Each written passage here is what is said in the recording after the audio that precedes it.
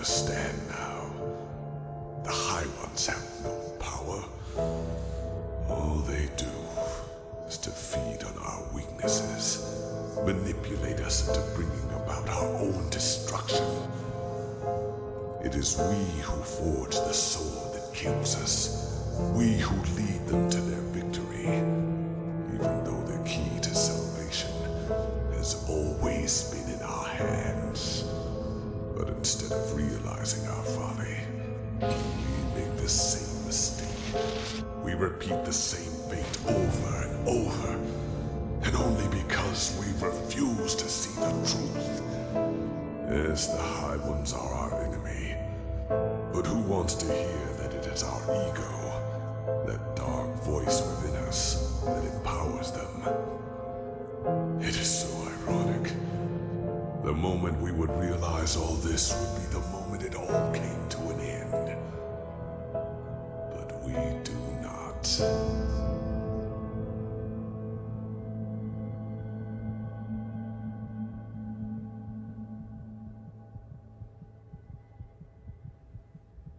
Well, I was kind of towards the end wondering why are these visions then?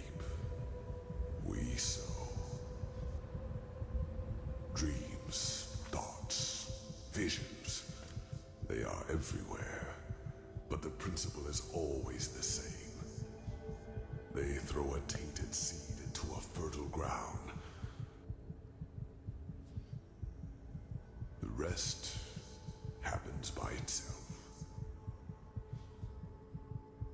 So I was kind of wondering why, if the High Ones wanted to have the cycle happen, and the High Ones were also behind the visions, why allow us to have the visions? Why possess people to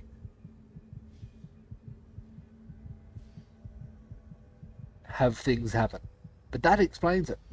Because without the people wanting to stop the cycle,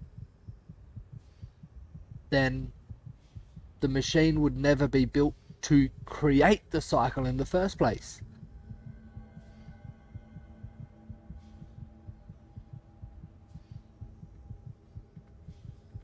So what you're saying is that without our assistance, the High Ones would be powerless, that the cleansing would never happen? Just think for a moment. When did the High Ones ever do anything other than manipulate you? Did they ever physically influence any events? They incited the Naramis to march against you, and time and again confirmed the righteousness of both your causes. All they told you, all they showed you, was what you wanted to hear, and what you wanted to see. And yes, if you, Tealor Rentheal, his order, and the Naramis had never acted, the cleansing would never have happened.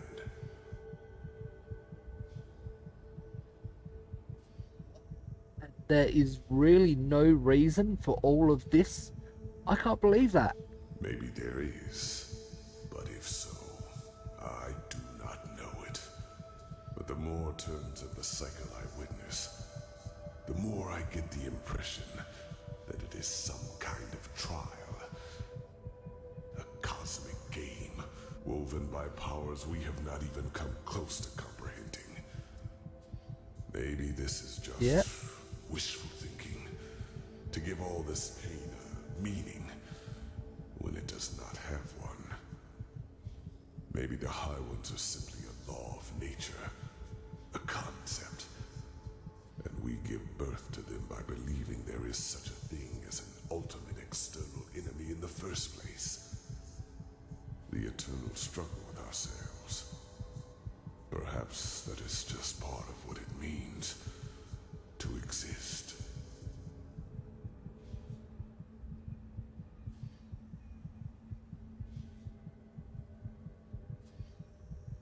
So just if we could stop Taylor Aranthiel, then the cleansing would never happen.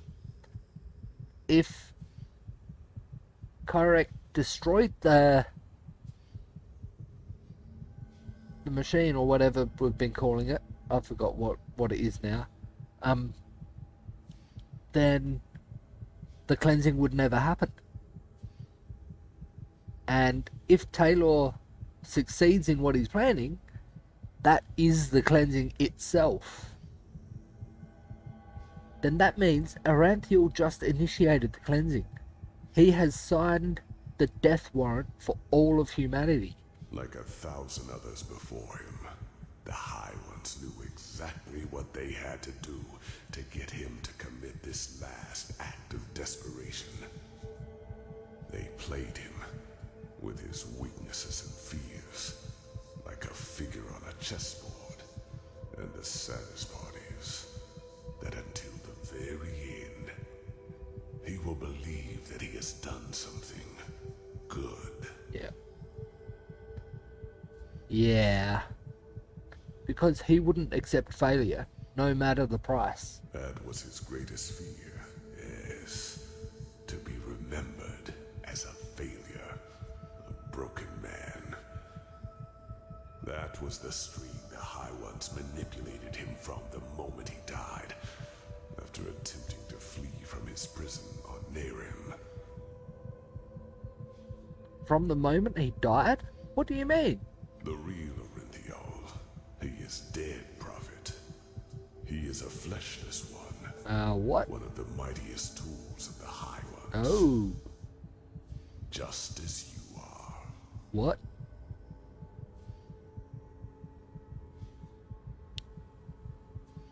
Kind of makes sense for why the veiled woman keeps helping us and keeps appearing to us.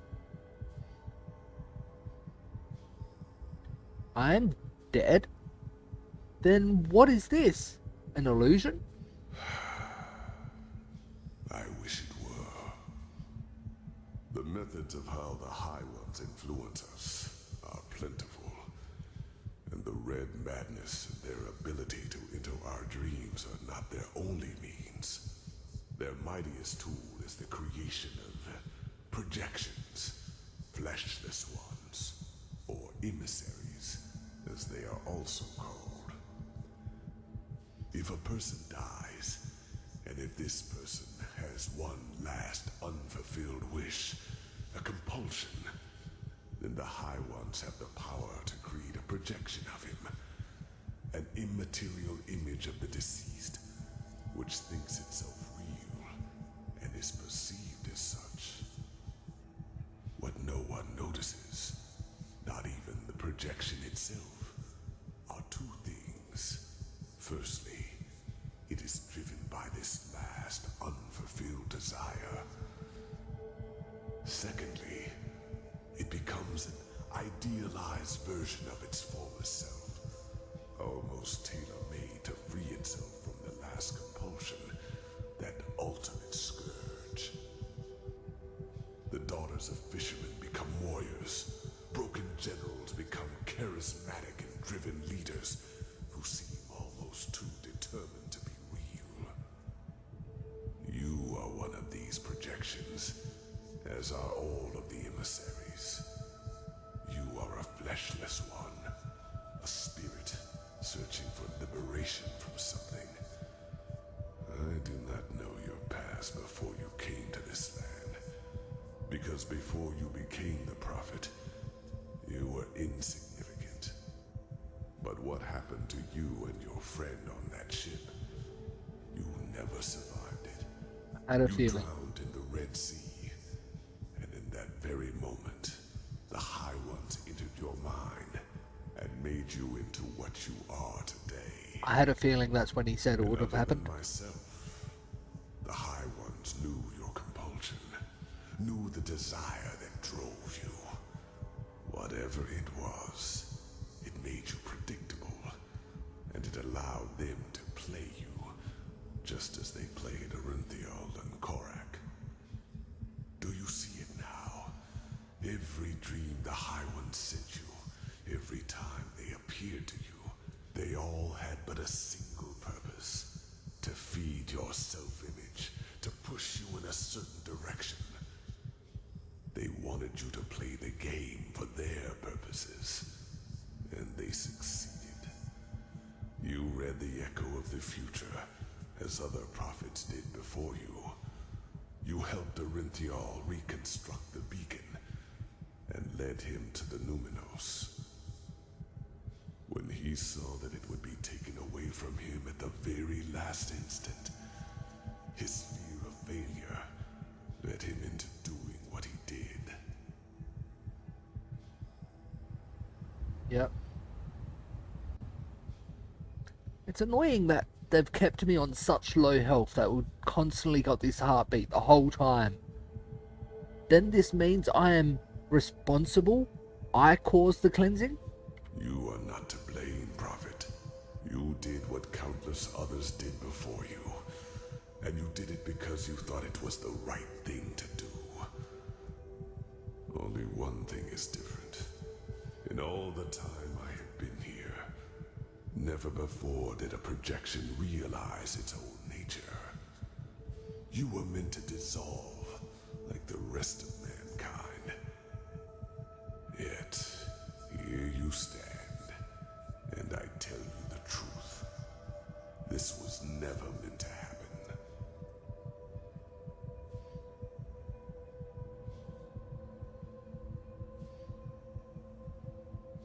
Always go to the Moor spot first.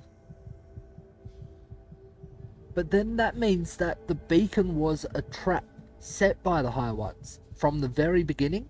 No, it is as I said. For as long as this cycle has existed, so has the beacon. It is an element of the game, and it has the power to end it, whether in favor of the High Ones or in favor of mankind. Yet for as long as I have been trapped here, the latter has never happened.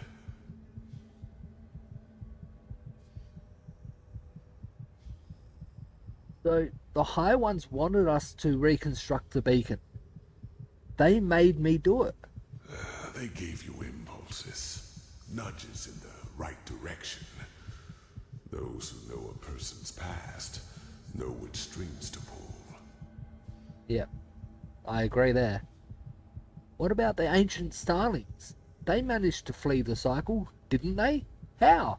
The Starlings, in their time, were called the Yalam Rashe. And yes, they manipulated the game in their favor.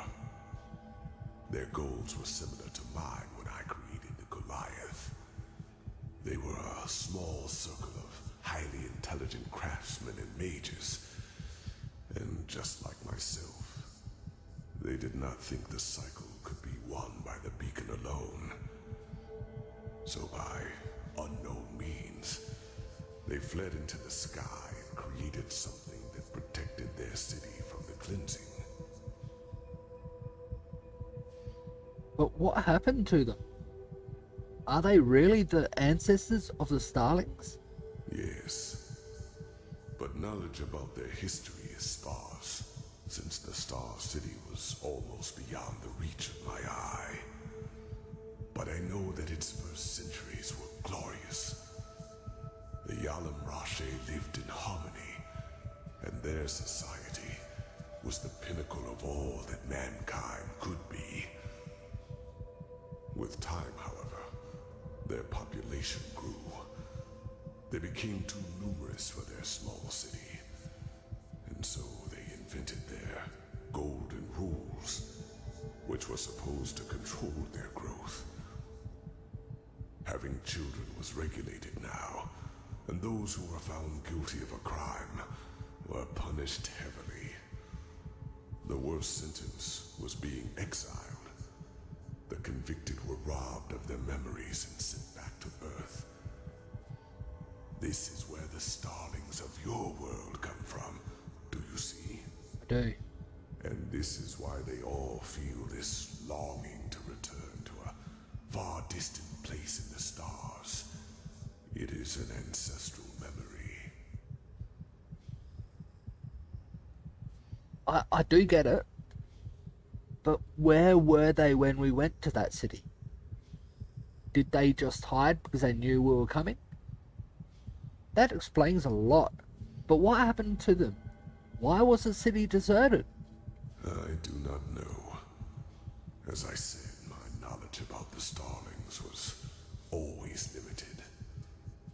All I do know is that one day they were gone. I could not feel them anymore.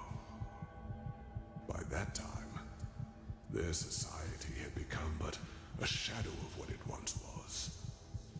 But whether they destroyed themselves or left for someplace else, I will never find out. Okay. This is ridiculous. Have you ever listened to yourself? Oh, believe me, I have. I've done nothing else for a very, very long time. But it is true, whether you want to believe it or not. In time, you would have noticed it. The wrinkles in your skin would not have become any deeper, nor your hair any whiter. And if the cleansing were to be stopped, you would continue to exist forever. What reason would I have to lie to you? Maybe there is a reason for all of this. Maybe we can still stop the cleansing. Oh, stop it. No, it is too late for that. By the name of the sun, it is so ironic that the veiled woman did not lead you here earlier. It is over, Prophet. You are strong, but regardless of how long your power can protect you from the light of the cleansing, eventually you will dissolve too. Even if... Wait. No. Maybe you are right. Maybe there is a way. What way? But no, it would be pointless. There's a way, but it would be pointless. A way to stop the cleansing that would wipe out everyone on Earth, but it would be pointless to do. That makes absolutely no sense. What would be pointless? Why? Forgive me, I have to think. Yes, there could be a way. What I told you is true. Here on Earth, you would not survive the cleansing. But there is one place where you could. The Star City. I know that you brought something back from your journey there. The escape pods. Yes. And I know that they can also take you back there. Okay. I have seen the Yalam Rashe, the ancient Starlings, do so. Ah. Whatever has protected the city over all these millennia, it would protect you too. Yes, you could survive it. By the face of time, you could. Ah, okay, so when he's saying it's pointless, it's saying it's pointless as in it won't stop the cycle and all life will still be wiped out and I will be the only survivor. You want me to flee? But to what end? That wouldn't stop the cleansing. No, it would not. But that is irrelevant. You are fleshless, a projection. And just like me, time cannot touch you, age cannot kill you. And thus you could succeed where I have failed. You could wait for the cleansing to be over, and then create a new humanity. Do what? Create a new humanity. It is only a matter of time until the new turn of the cycle starts. New life will come forth. First, simple life, then human. And just like the civilizations before them, they will also fall victim to the High Ones, because they will have the same weaknesses as we do. But not with your help. You could be a god to them, their ascent, you could shape a mankind free of egos and weaknesses. And by doing so, you would deprive the High Ones of their power. Just imagine, in this new world, there would be no need for a beacon, because the High Ones simply would not have any strings to pull on. Mankind will defeat them by becoming superior.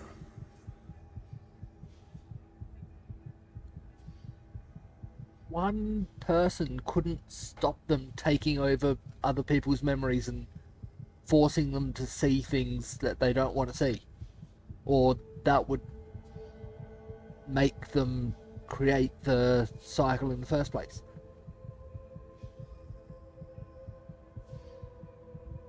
What exactly makes you believe I could survive in the Star City? Those machines there tried to kill us. Yes, because that old starling did harm to the city by trying to destroy a crystal. That awoke the Guardians, but they are asleep now.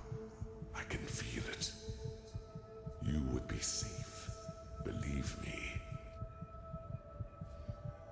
Still, that would mean leaving mankind to die. No, they are already dead, damn it. Arinthiel has lit the beacon, and unlike anything else you could do right now, this would be a chance for permanent change. By the face of time, do not let all of this become meaningless. Every second you waste doubting lessens your chance to get to safety. Mankind without ego. What is that supposed to mean? The High Ones reap, we sow. It is our weakness that make the High Ones strong, our ongoing fragility. And if not for that, the High Ones would be powerless. You could be the one to create a humanity like that. Altruism instead of greed. Self-responsibility instead of the continuous search for an enemy. Awareness instead of blindness.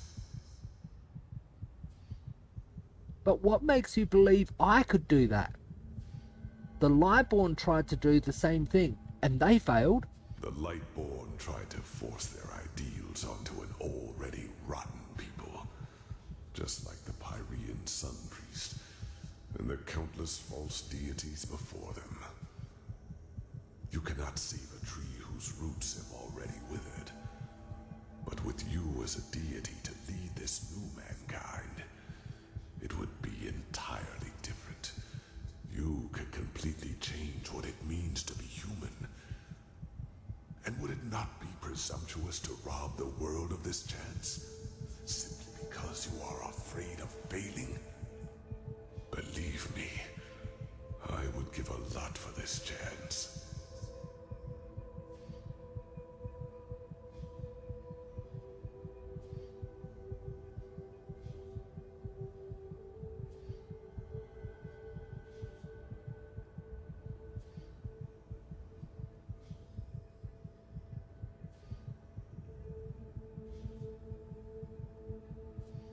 No, this is wrong. I can't let all those people die. There has to be another way. You hinted at something. Yes. I regret that I did. Please, right now, you have the chance to break a millennial-old pattern. Do not let it go to waste. I beg you. I will make a decision once you've told me all my options. You are so stubborn. But, well, you might be able to destroy the beacon itself. The light, it consumes everyone who gets too close to it. But you, as a projection, you might be able to do it. It will not stop what the beacon has already done, but it will interrupt it. However, it would mean your death. Yours and that of all life in Enderal. It is too late to save them now. And even if you succeed, Yes, Korik would be dead. But do you think the High Ones would just give up? They would retreat for a few years. Decades, maybe. No more. And then it would all happen again. Until another emissary lights the beacon. Trust me, I know humans far better than I would like to. Within a few years, you would be forgotten, and they would win, as they always do.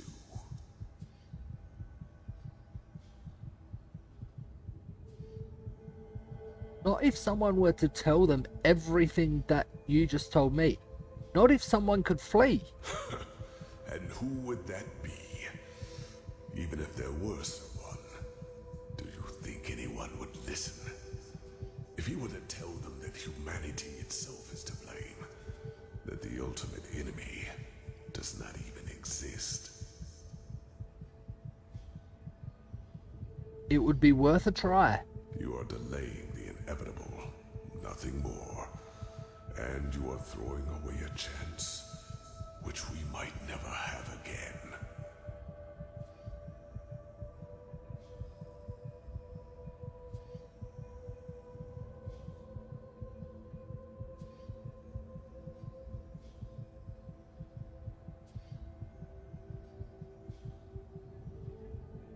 Ooh, that's a tough one. I can either destroy the beacon while it's halfway, well, while it's destroyed Enderal, but save the rest of the world, and most likely have the same thing happen again, or because no one outside of the lands would know what happened, so they won't know why Enderal's been destroyed, or I could let the whole world be destroyed. I could go to the Star City to survive, and when humans eventually reform and start all this again, I could stop it. I could tell them the true story on what needs to be done. That is probably the smarter thing to do. But to think everyone else on Earth would be dead. And this is why they said they gave the warning that Enderal itself would be gone.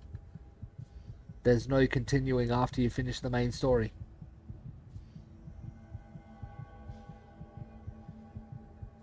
I'll go that way. I don't like this, but maybe you are right. Maybe a new beginning could make things turn out differently. It means a lot to me to hear you say that. What is important now is that we act quickly. The cleansing is already happening, and you will not have much time left to flee. You must go through the portal and then back to the temple. Then you have to activate the pods, and the rest will happen automatically. When all this is over, I will try to reach out to you. One more thing. You said that you could see what happens in the world. What about Kalia? Is she dead? She is. I'm sorry, but this is one more reason why